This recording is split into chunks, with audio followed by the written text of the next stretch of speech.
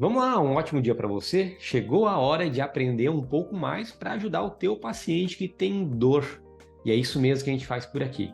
Dentro do nosso conteúdo, o material que chega é de altíssima qualidade, sem enrolação, para você pegar o teu paciente que tem algum tipo de dor, diagnosticar e tratar ela para ter resultado já num primeiro atendimento. Por quê?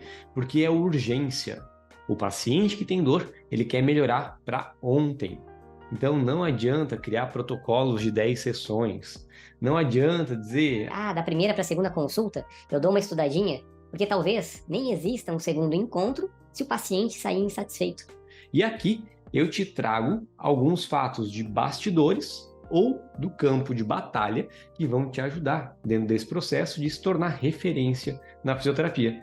E hoje eu trouxe aqui um elemento que incomoda muita gente. Todos os dias do consultório, eu atendo algum paciente que tem um envolvimento dela, da escápula. A escápula como causa de problema ou a escápula como consequência de problema, porque são coisas diferentes e você vai entender isso no detalhinho. Faz o seguinte, antes de a gente continuar, segue esse canal para não perder nenhuma informação, para você ser realmente um profissional fora da curva, fora de série, diferenciado. Tem muita gente no mercado de trabalho. São 200 mil fisioterapeutas, a maioria deles fazendo a mesma coisa. E se você quer ser visto pelo teu paciente como um profissional único, o teu resultado tem que ser único. E é por isso que a gente está aqui. Bora lá! Escápula. O primeiro passo é eu reconhecer as partes anatômicas dela, porque cada uma dessas pontinhas de osso que ela apresenta vão dar inserção para um tecido muscular, vão dar passagem para algum nervinho, e isso aqui é importante na hora de a gente receber o nosso paciente que tem dor. Quando eu olho a escápula de frente, eu vejo uma superfície bem plana. Então, nesse caso, eu estou falando de qual escápula? Esquerda. A escápula que fica do lado do coração, que fica do lado da aliança de casado, que fica do lado do relógio, mas hoje em dia tem gente que não usa aliança, tem gente que usa o relógio no braço direito. Mãozinha esquerda, levanta a mãozinha esquerda, escápula esquerda é a nossa referência. Por quê? Porque quando eu olho para ela, eu vou ter porções mais laterais e porções mais mediais. Uma região mais anterior, que está na frente, e uma região mais posterior, que está lá atrás. Então é isso mesmo, ó. Eu vou encaixar essa escápula no meu gradil costal. Qual parte do gradil costal? Na parte posterior do gradil costal.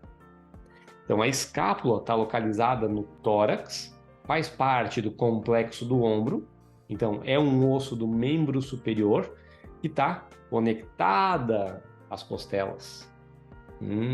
Tanto é que gera uma falsa articulação entre a escápula e as costelas. Quando eu olho ela de frente, a primeira coisa que me chama a atenção é que existe uma fossa, é a fossa subescapular, onde está inserido o músculo subescapular. Quando eu olho a escápula de trás, de costas, eu vejo que tem uma espinha, a espinha da escápula, que divide ela em duas fossas. Uma fossa infraespinhal e uma fossa supraespinhal, onde se inserem, respectivamente, os músculos infraespinhoso e supraespinhoso. Então a escápula ela tem três fossas, uma anterior, do subescapular, duas posteriores, do infra e do supraespinhoso. A informação da anatomia, aquela que a gente não esquece, não a decorada que você já estudou e já ficou para trás. Então, a versão que a gente demonstra aqui, nesse caso usando a peça anatômica, em alguns casos usando um paciente, em outros casos fazendo um esquema no tablet, é para você usar na tua clínica diária. Você pode atender pilates, RPG, osteopatia, quiropraxia, Maitland, até mesmo eletroterapia, acupuntura. Você vai usar a escápula como referência. Você vai avaliar a mobilidade, vai testar a função dos músculos que estão envolvidos com ela. Então, o primeiro passo de todos é olhar para as pecinhas ósseas e reconhecer. E é isso que a gente está fazendo aqui agora. Mas lá, nessa vista anterior? O que eu visualizo? Que existem ângulos. Um ângulo superior, que é mais alto, e um ângulo inferior, que está aqui embaixo, mais um ângulo lateral, que está na região mais externa da escápula. 3 ângulos. Da mesma forma, existem 3 margens. Uma margem medial, uma margem superior e uma margem lateral. Quando eu uno a margem lateral com a margem medial, forma o ângulo inferior. Margem medial com a margem superior, ângulo superior. E a margem superior com a margem lateral, ângulo lateral da escápula. Simples? Simples, hein? E tem alguns detalhezinhos. Eu vou seguindo pelo ângulo superior, margem superior, e aqui eu tenho uma incisura superior da escápula. E essa projeção anterior, que primeiro vai para a superior e depois para a lateral, é o processo coracoide da escápula. Processo coracoide da escápula. Já na visão posterior, nós temos a raiz, que é o início da espinha da escápula, a espinha da escápula, e no final da espinha da escápula, o acrômio.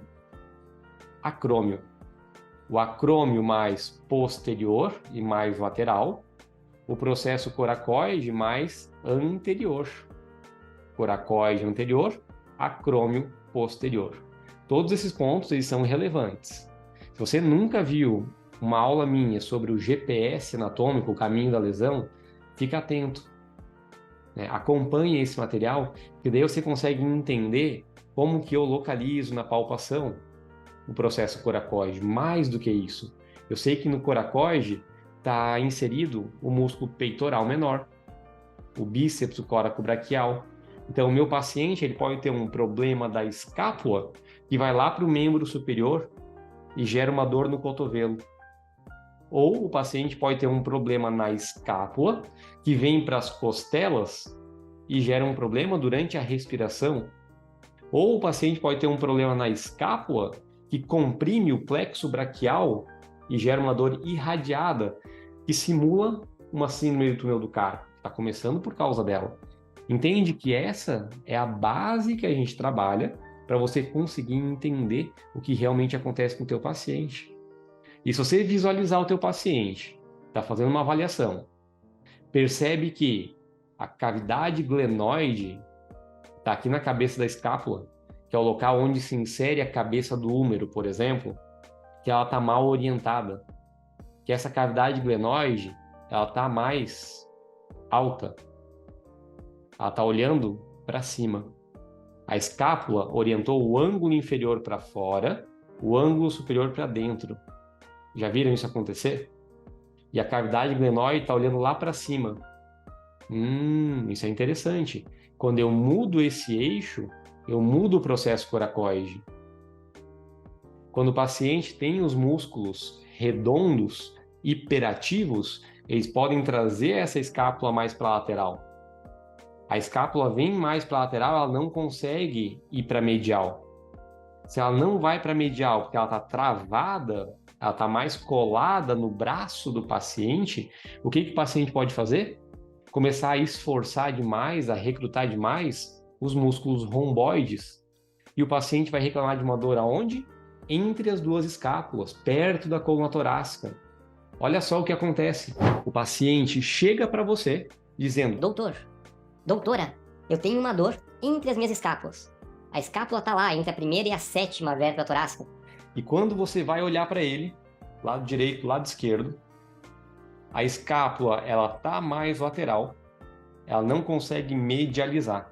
Em vez de você ficar tratando esses grupos musculares que estão com dor, você vai liberar esse complexo mais lateral. Você vai tirar a tensão, desativar o trigger, trabalhar com os nervos que vão para os músculos redondos.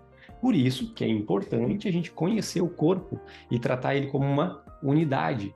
Ou seja, para eu melhorar a escápula do paciente, provavelmente eu tenho que trabalhar a região torácica e a cervical, porque agora eu estou pensando nos nervinhos que que vão chegar na escápula, nos vasos sanguíneos que vão chegar na escápula.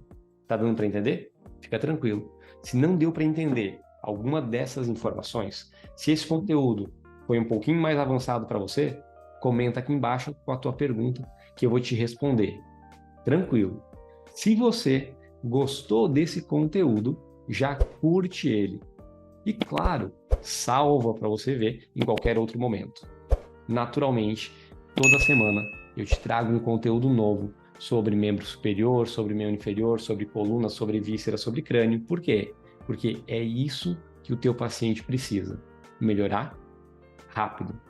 E anatomia, avaliação, raciocínio e tratamento de uma forma descomplicada, você encontra por aqui. Um grande abraço e a gente se vê em breve.